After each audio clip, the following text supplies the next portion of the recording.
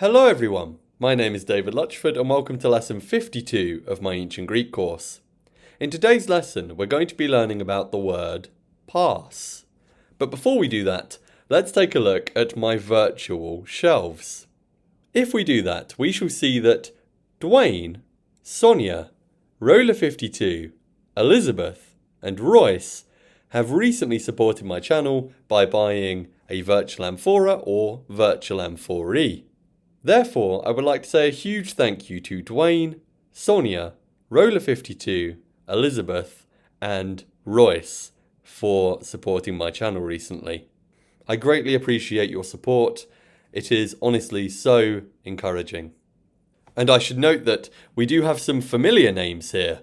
Dwayne, Roller 52, and Royce have all supported my channel in the past, but we also have some new supporters. Sonia and Elizabeth are new to supporting the channel. So thank you to both those who have supported my channel before and also those who are supporting my channel for the first time. I appreciate you all. Now there are just two more things that I would like to note here. One is that Royce's amphora is once again a beautiful Cambridge blue colour, as he requested. And the second thing is that in her message, Sonia wrote the Greek word, which you can now see on the screen. The word that you see on the screen is a modern Greek word, and it means thanks. And although I haven't studied modern Greek that much, I did do it for a few weeks in the past, and I recall that this word would be pronounced ευχαριστώ. Now this word did also exist in ancient Greek. In ancient Greek, it looks like this, and it will be pronounced eucharisto, using the system of pronunciation which I have taught in my videos. Eucharisto. So, modern Greek, you have ευχαριστώ. Ancient Greek, eucharisto. They sound very different, right? You can see that what was a diphthong, eu, has become F, pronounced like EF if you wrote it phonetically. In addition, omega is no longer a long or, it's just o. In addition, modern Greek has no breathing marks. The smooth breathing has disappeared from this word in modern Greek. And the fact that modern Greek doesn't have breathing marks just means that there's none of this adding a h sound to the start of the word if there's a rough breathing. There's none of that business.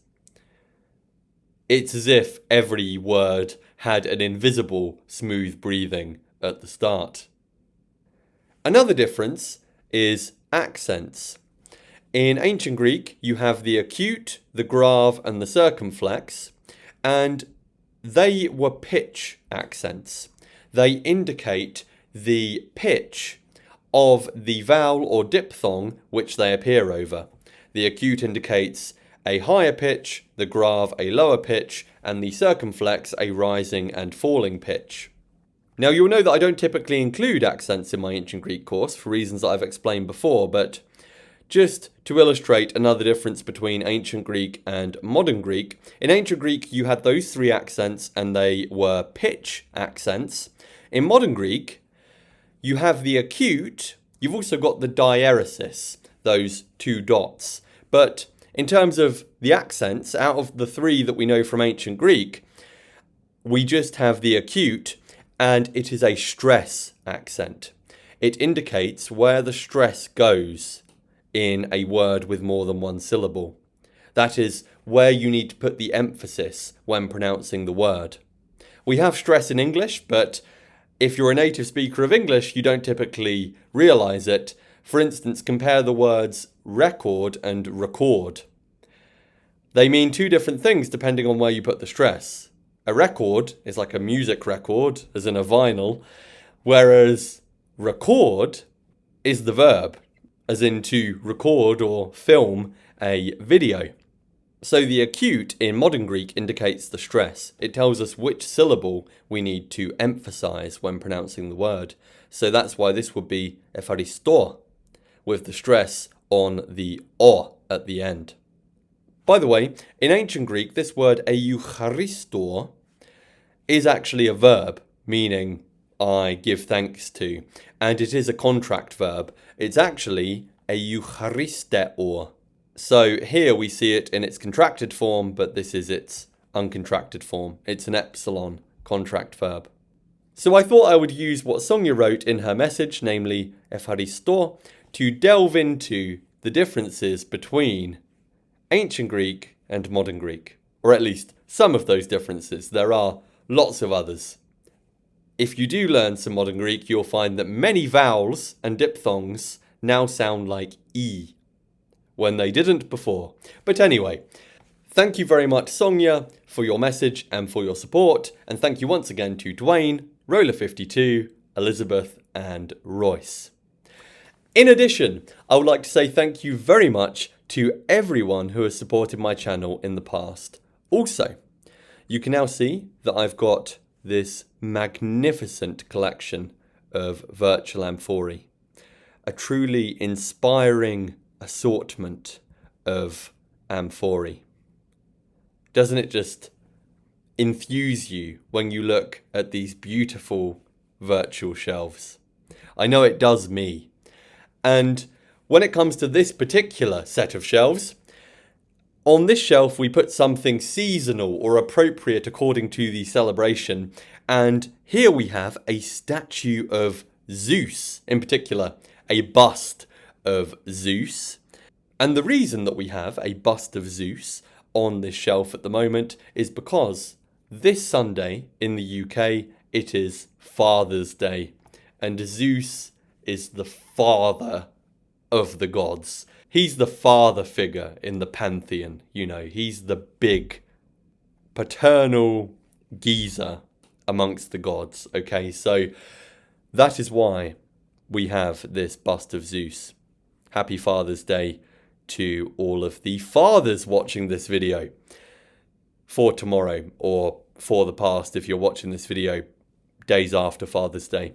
Anyway, let me continue to show you the rest of my wonderful collection of virtual amphorae. Once again, thank you all so much for supporting my channel. I am very grateful for all of the support, and I'm also grateful for all of the likes, comments, and subscriptions. If you like this video, and if you subscribe, that will make me very happy, okay? So please do be sure to click the like button right now if you think you're going to like it, or if you like it already, and to subscribe if you want to see more videos like this. And please do comment if you have anything to say about the video. And if you would like to add a virtual amphora or virtual amphorae to my virtual shelves, you can do that at the link in the description below. But now, let's talk about the word pass. And let's start by talking about the meanings of pass when it is going with a noun. That is, when it is agreeing with a noun in gender, case, and number. The word pass means all, whole, or every. All, whole, or every. And in a moment, I will explain how we can tell which of these meanings is being used when.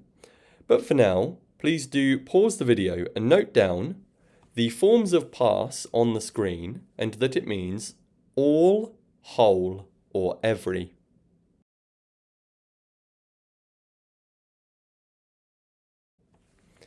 Now that you've got that down, let me just say, these forms of pass here are how it appears in the nominative singular of the three grammatical genders. So pass is the masculine nominative singular, πᾶσα is the feminine nominative singular, and πᾶν is the neuter nominative singular. Moreover, in brackets, you can see we've got παντ, that is the oblique stem of the word pass, which it uses following the nominative singular in the masculine and following the accusative singular in the neuter.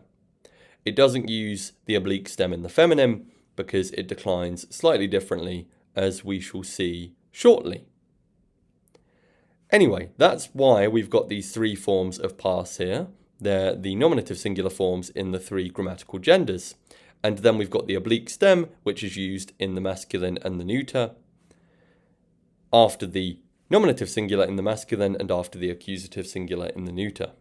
And I should say that all of these forms would, if we could see the accents, have a circumflex on the first alpha, with the exception of the oblique stem. The oblique stem doesn't have a circumflex on the alpha, but these other forms do.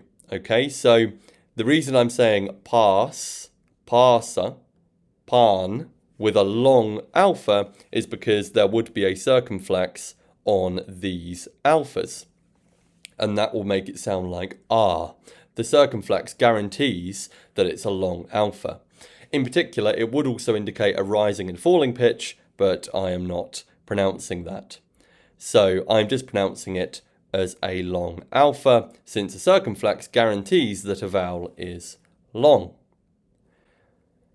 Anyway, having explained that about why I'm saying pass rather than pās, let me explain how we know when it means all/whole and when it means every. A general rule of thumb, which will apply throughout this video, is the following. If pās is used with a noun with the definite article, then it means all or whole. However, if it is used with a noun without the definite article, then it means every. So, if pās is being used with a noun, and that noun has the definite article with it, that is, the noun has the definite article before it, then it means all or whole. However, if the noun that pās is going with does not have the definite article before it, then it means every. Okay? Please do pause the video and note down this rule of thumb.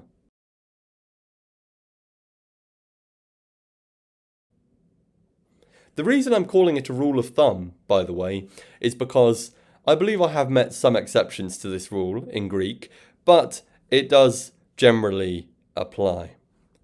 And as I said, it will apply throughout this video. So now we know when pās means all or whole and when it means every. And now you may have realized that we get English words that use the prefix pan from this Greek word pās. You can see the pan bit in both the neuter nominative singular, which is pân, and the oblique stem, which is pant. We get that prefix pan from this word pās, meaning all, whole, or every, and that prefix pan means all. For example, in English we have the word pandemic, which we heard an awful lot about a few years ago. The word pandemic comes from two Greek words. It comes from pās, in particular the form pân, which we transliterate into English as pan, and the Greek word dermos. Dermos is a masculine 2A noun, which means people. So pandemic literally means all people. So a pandemic is literally something that afflicts or affects all people. We also get the word panorama from the Greek word pās. Panorama comes from two Greek words. It comes from the word pās, in particular, since the prefix pan is being used, it comes from the form pân, and the Greek word horama. A horama, from the verb horao, is a view or something that's seen. And horama is a 3B noun. You might have been able to predict that from the ma ending there and the fact that it's derived from a verb. But it's a 3B noun, so it's neuter, and it has an oblique stem ending in mat. Anyway, a panorama is literally a view of everything. Literally, it means all view. So it's a view of everything. So we get a lot of English words from this Greek word pās. If you can think of any more, please do share them in the comments below. And the fact that we get all of those English words from pās should remind us that pās means all, whole, or every. Okay, those are the three meanings, and we know it means all or whole if it's being used with a noun that has the definite article, or it means every if it's being used with a noun without the definite article. But before we see some examples of the word pās in action, let us look at how it declines. Here is the declension of the word pās. It changes its forms according to gender, case, and number. And I'm now going to go through how it declines and then explain the good news that you already know all of the endings that are used in the declension of pās. And I shall thus explain how to remember how pās declines. Okay? But to go through it, in the masculine, it goes pās, panta, pantos, panti, pantes, pantas, panton, pāsin. In the feminine, pāsa, pāsan, pāsēs, pāsēi, pāsai, pāsās, pāson, pāsais. And in the neuter, it goes pān, pān, pantos, panti, panta, panta, panton, pāsin. Now, can you recognize where you've seen these endings before? Please pause the video and see if you can come up with the answer.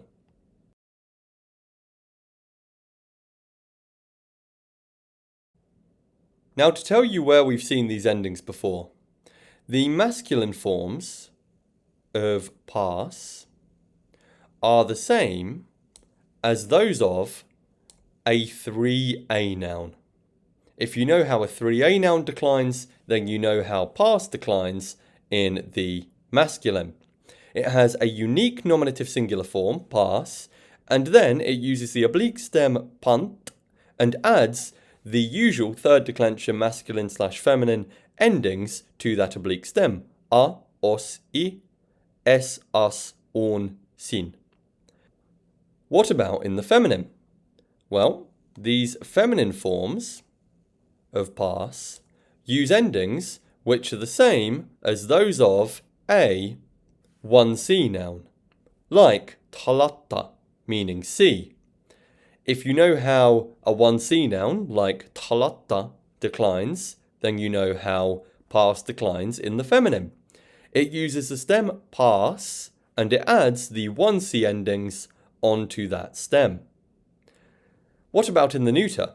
Well, in the neuter, pās declines just like a 3b noun. Now, it doesn't have the customary ma in the neuter nominative and accusative singular like most 3b nouns have there. However, otherwise it declines like a 3b noun in that it's got a unique form in the nominative and the accusative singular, and then it uses an oblique stem after the accusative singular, as opposed to after the nominative singular, which masculine and feminine third declension nouns do. So it uses an oblique stem after the accusative singular and the usual neuter third declension endings, os, I, a, on, sin. Now, one thing I should point out is that you would literally expect the dative plural in the masculine and the neuter to be pantsin. However, because that doesn't sound nice, it becomes pāsin. Okay? Pantsin becomes pāsin, which is a lot easier to say. But we already know all of the endings that are used. So if you learn that pās declines in 3a, 1c, 3b fashion, then you'll remember how it declines. You'd also need to note that in the 3a and 3b sections, it uses the oblique stem pant, whereas in the feminine, it uses the stem pās throughout. Okay? But other than that, you should be able to remember how pās declines pretty easily. If you would like to note down the declension of pās with my annotations, please do pause the video and do so now.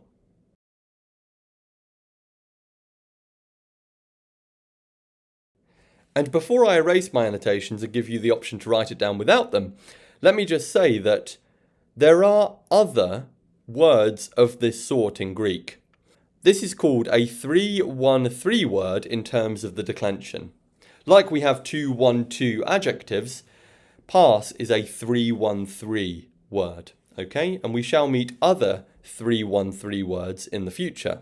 This is an abbreviation of 3A, 1C, 3B. We'll see more words that decline like this in the future. Anyway, I've now erased my annotations, so if you would like to note down the declension of pās without them, please pause the video and do so now.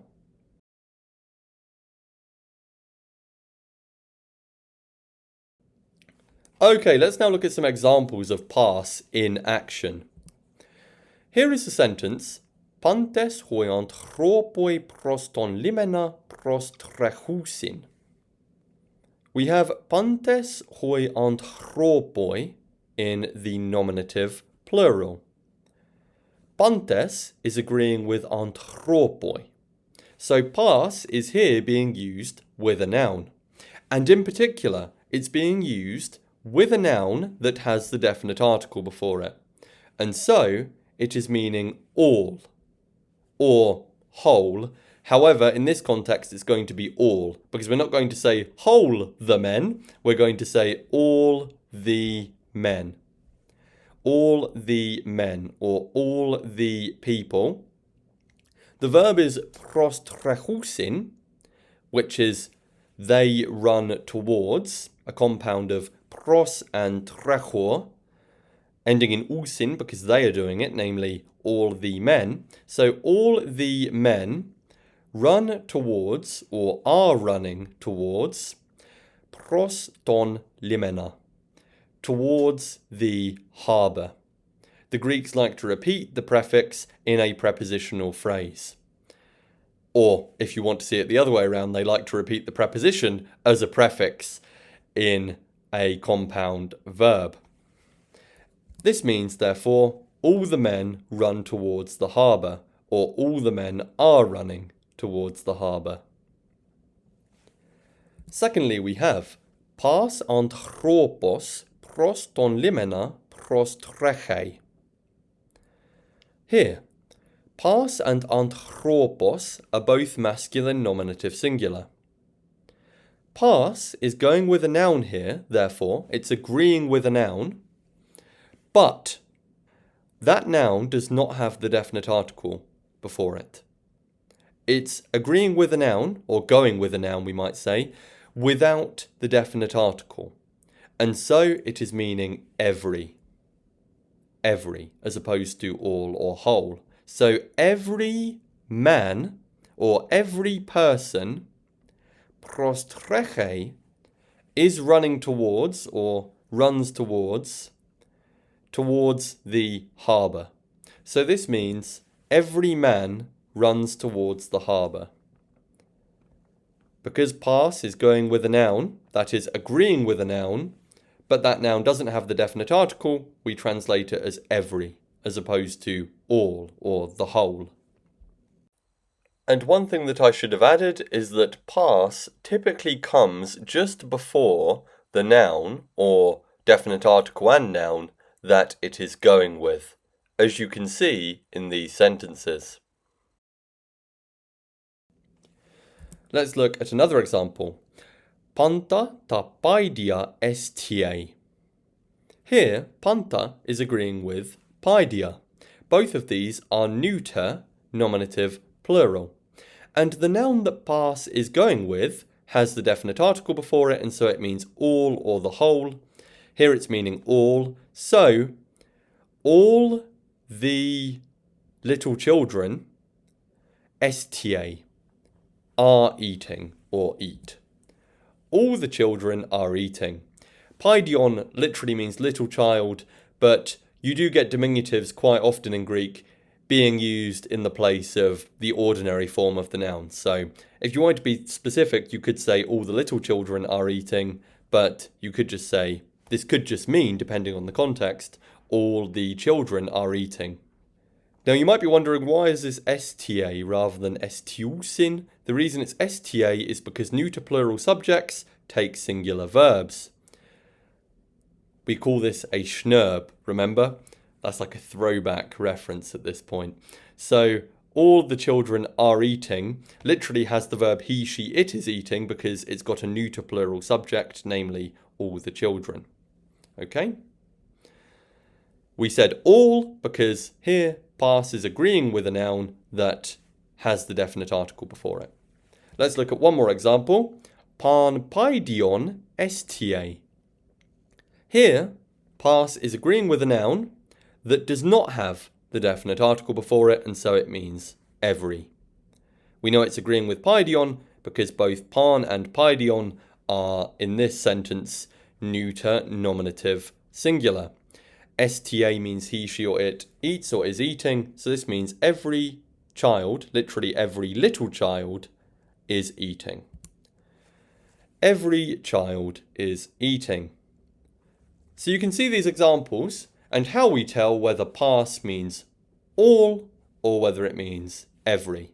Bear in mind, it might be more appropriate to say whole instead of all in some contexts. For example, you might have πᾶσα polis, meaning all the city, which you could translate as the whole city. That might sound nicer than all the city. Now that you've seen some examples of pᾶσα being used, there is just one more thing I need to tell you about pᾶσα before you can do some practice with it. And that is that pᾶsa can also be used on its own. That is to say, substantively or substantively, depending on how you want to say that word. Pᾶsa is often used substantively in the plural. If it's masculine plural and being used on its own, that is substantively, that is to say without a noun, if it's just being used on its own and it's masculine plural, then it means everyone.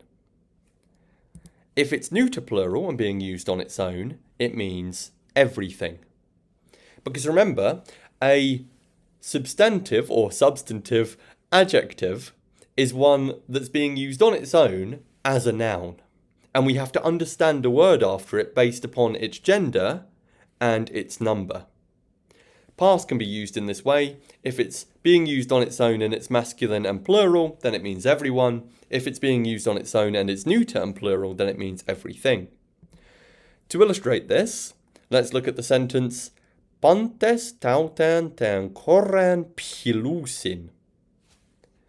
Here, pantes is masculine nominative plural. There isn't any other word in the sentence that is masculine nominative plural. And so this word is being used substantively, that is, on its own as a noun. Since it's masculine and plural, it means everyone. And here it's masculine nominative plural, so everyone is the subject, okay? Everyone, pilusin, loves tautan tan koran, this girl, in the accusative. Since the girl's in the accusative, we know that she is the direct object of the love. So this says everyone loves this girl. Everyone loves this girl.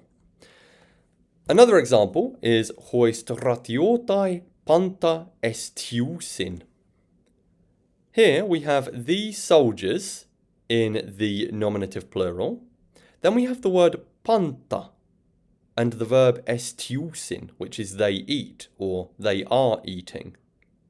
Now, panta is either masculine accusative singular or it's neuter nominative or accusative plural, in principle, that is.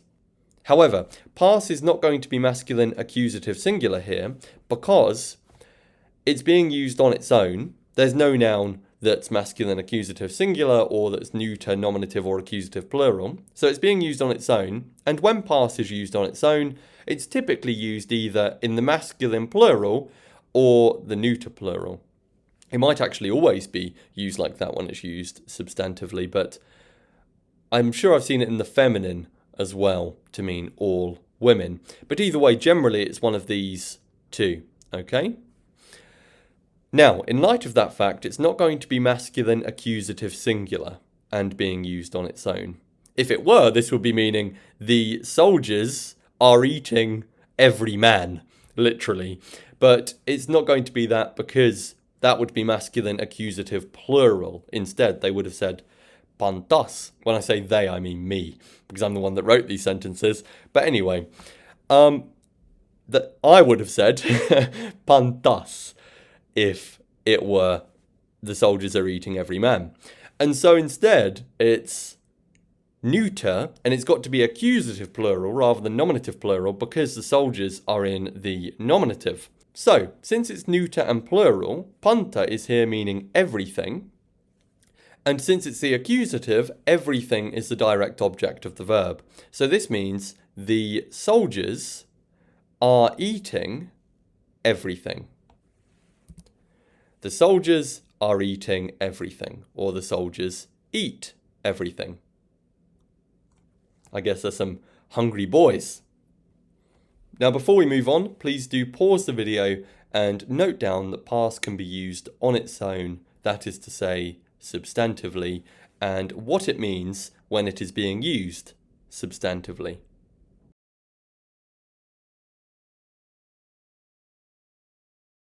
You've now learned all of the main information about past, and you can thus do some practice with it. Here I've created 8 Greek sentences which use past for you to translate into English. There are 3 unfamiliar words which I've glossed in the word bank, but otherwise the main thing you need to do here is bear in mind the rules I've taught you about what past means when.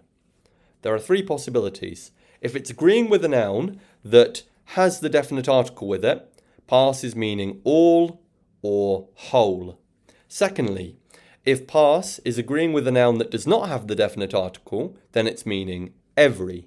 Thirdly, past could be being used on its own, that is substantively.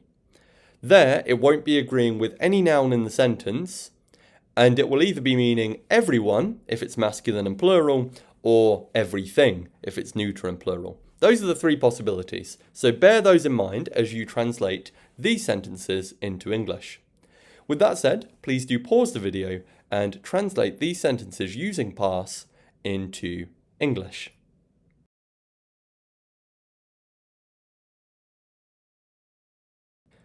Okay, I'm now going to go through the answers, and I'm not going to explain everything, so if you have any questions, please do post them in the comments below. The first sentence is πού πᾶσα γυναίκες, meaning, where are all the women? Πού means where in the sense of where at. AC is they are. And then we have the nominative plural subject, πᾶσα γυναίκες, all the women. They're in the nominative as they're the subject of the verb to be. So this says, where are all the women? Word for word. The reason we say all here is because past is agreeing with a noun that does have the definite article before it. The noun γυναίκες has the definite article, and so it means all. And let's illustrate this sentence. Πού πᾶσα γυναίκες. I think that's John Travolta thinking, πού πᾶσα γυναίκες. Where are all the women at, is what he is wondering, according to how I'm using this GIF, or GIF, depending on how you want to pronounce it. Now, secondly, we have the sentence, Πᾶς άνθρωπος homologei hoti ho Platon estin Aristos philosophos. Here you should have put, every man agrees that Plato is the best philosopher, or every person agrees that Plato is the best philosopher. The crucial point with regard to our focus here was that past is agreeing with anthropos, but anthropos does not have the definite article with it, and so past is meaning every. So this says every man agrees that Plato is the best philosopher. Unfortunately, I don't think that's true, but maybe one day. Thirdly, we have the sentence hoi persai pasan dan polin diapteirousin. This says the Persians are destroying the whole city.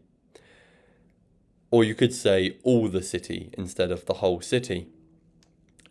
πᾶσαν is agreeing with ten polin, and so we say all or whole here because πᾶς is going with a noun that has the definite article before it. Fourthly, we have panta politean hoi stratiotai apokteinousin. This says the soldiers kill every citizen, or the soldiers are killing every citizen. Panta is agreeing with politean. Politean does not have the definite article, and so panta means every. Fifthly, we have hos strategos xiphos panti anthropoi entei komei didosin. This says, the general gives a sword to every man in the village, or the general is giving a sword to every man in the village, or to every person in the village. Here we have panti in the masculine dative singular agreeing with anthropoi in the masculine dative singular, but this noun does not have the definite article before it, and so panti is meaning every. Since it's dative, it's to every man. Sixthly, we have Choutos hos stratiotes esti deinotatos panton ton anthropon. This says, this soldier is the most terrible or clever or strange of all men, or of all the men. Now, here, panton is agreeing with ton anthropon. They're both masculine genitive plural, and anthropon has the definite article before it, and so this means all. Panton is meaning all here. And you could have said people instead of men.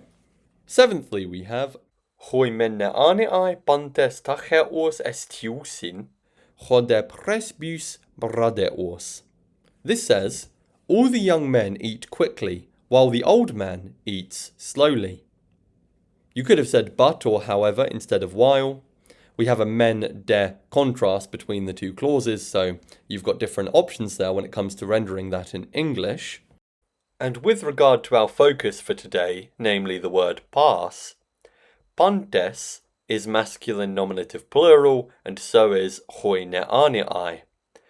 Pantes is agreeing with a noun that has the definite article before it, and that's why we said all the young men. And finally, we have the sentence pantes legusin hoti chauter he parthenos estikalister. This means everyone says that this maiden is very beautiful, or the most beautiful. Now, the crucial point concerning our focus for today is that pantes is here being used on its own. That is, substantively, it's not agreeing with any noun in the sentence.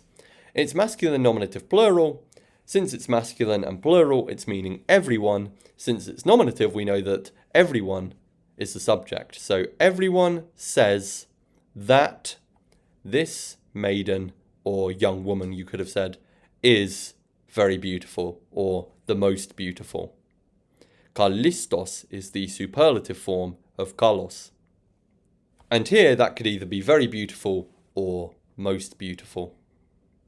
Okay, I have one more exercise for you to complete, and it's an English to Greek translation exercise. Each one of these English sentences will require you to use the word pass in your Greek translation. But do bear in mind how you're going to use the word pass. If you want to say all or the whole, then the noun that pass is going with needs to have the definite article before it. If you want to say every, the noun that pass is going with, that is agreeing with, cannot have the definite article before it. And thirdly, if you want to say everyone or everything, then you should use pass substantively in the masculine plural and the neuter plural, respectively. Please do pause the video and translate these English sentences into Greek.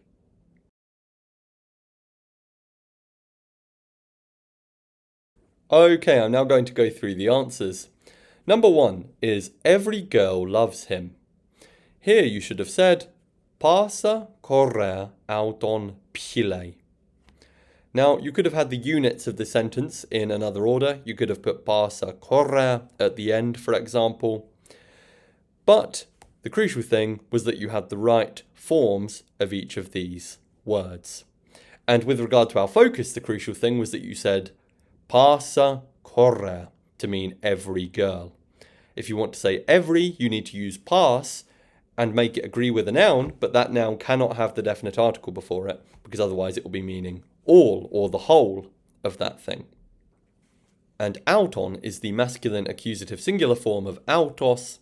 Here it's being used as a pronoun to mean him. We learned about that in the last lesson. And here is a wonderful illustration of that sentence. πᾶσα κορέα αυτόν ψηλέ. Every girl loves him. Secondly, we have the sentence, why do you, singular, hate everyone? Here you should have said, διατί πάντας μίσεις.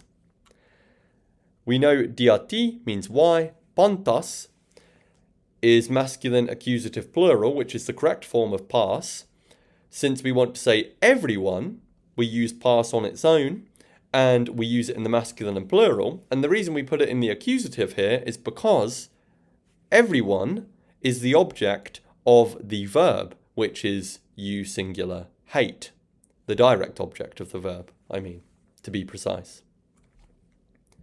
Thirdly, we have, the king is now speaking to all the citizens. Here you should have put something like, ο βασιλέος πᾶσι tois politais nun legei. You could have had the units of this sentence in another order, but the crucial thing with regard to our focus for today is that you used πᾶσι with tois politais to mean to all the citizens. That was the correct form of πᾶς, going with tois politais to mean to all the citizens. Fourthly, we have the politician is demanding the blood of every Persian. Here you should have put χωρέατορ το χάιμα πάντος Πέρσου άιτε. Here, to say of every Persian, we need to put every Persian in the genitive case, and to do that, we say πάντος Πέρσου. Persas is a 1D noun, so it's Πέρσου in the genitive singular, and πάντος is the masculine genitive singular form of πᾶς. Since Πέρσου does not have the definite article before it, it's meaning of every Persian, as opposed to of the whole Persian or of all of the Persian. We needed to exclude the definite article before Πέρσου to make it mean of every Persian. Fifthly, we have, we love all the animals. Here you should have put, πάντα τα ζώα փυλούμεν. To say all the animals, we need to use the correct form of the word animals. Here it's going to be accusative plural because it's the object, the direct object of the love. And the accusative plural form of zdorion, a to-be noun, is zdoria. And we did include the neuter plural form of the definite article before it because we want to say all the animals. And to say all the, we need to have the definite article, and then we put the correct form of πᾶς before it as well. You could put the correct form of πᾶς after it, but that's usually for emphasis. It would still be correct, though, to put the correct form of πᾶς after it. But typically, the Greeks would put πᾶς before the definite article and noun phrase when it's meaning all the something or the whole something. But not always. You do see it elsewhere as well. Anyway, the correct form of πᾶς was πάντα, since that's the neuter accusative plural form of πᾶς to agree with zdoria. Sixthly, we have, I am giving all the citizens a gift. Here you should have put πᾶσι tois politais doron didomi. You could have had the units of the sentence in another order, but crucially we needed πᾶσι tois politais to mean to all the citizens. Now I know we don't have the word to in the English, but that's because in English, if you put the indirect object first, that is before the direct object, we miss out the word to in English. Whereas if we had the indirect object, all the citizens, after the direct object, which is the gift, then we would say, I am giving a gift to all the citizens. But we miss out that word to when the indirect object comes first in English. So this is like a dative in disguise, you know. It's a dative in disguise, because when you think about the role that all the citizens are playing in this sentence, they are the indirect object. They're the people to whom something is being given. And so we do need to put that phrase in the dative in Greek. Seventhly, we have the whole race is dying. Here you should have put pan to genos apotneis. The word for race in Greek is genos. It also means family or tribe. And it's a 3C noun. All 3C nouns are neuter. And here we have it in the nominative singular. We include the definite article because we want to say the whole race. And to make pass mean whole, we need to say, and to make the word pass, here pan, mean whole, we need to have the definite article before the noun that it's agreeing with. Eighthly, we have the young man is telling her everything. Here you should have said choneaneas panta autei lege. Everything is technically the direct object of the verb lege. It's the thing that is being told, the thing that the young man is saying. And to say everything, we need to use the word pass substantively, that is on its own as a noun, in the neuter plural. Here it's neuter accusative plural because it's the direct object of the young man's speaking. It's the thing that he's saying. And then we put the person to whom he's saying it in the dative. In English, once again, this is like a dative in disguise. We don't say is telling to her, we just say is telling her. That's something actually that non-native speakers of English often get wrong, because with the verb to tell, we don't say to. We don't say tell to me in English, we just say tell me. But really it should be tell to me in terms of the me there is the indirect object. And in this case, it's literally telling to her. In Greek, that's why we put it in the dative, because the her here is the indirect object, but it's another dative in disguise, as I'm now calling them, because of the verb to tell in English. With the word tell in English, we drop the to, you know, but with the word speak, we include the to. He is speaking to her, he is telling her. We drop the word to when it comes to the verb to tell in English. Anyway, in Greek, we do need to put it in the dative because she is the indirect object, and to say to her, we say aute. We use autos as a pronoun to mean him, her, it, them, as I explained in the last video. And to mean to her, we therefore use aute, the feminine dative singular form of autos, on its own. If you have any questions about any of these sentences, please do post them in the comments below. But now, let's summarise our learning for lesson 52 of my Ancient Greek course.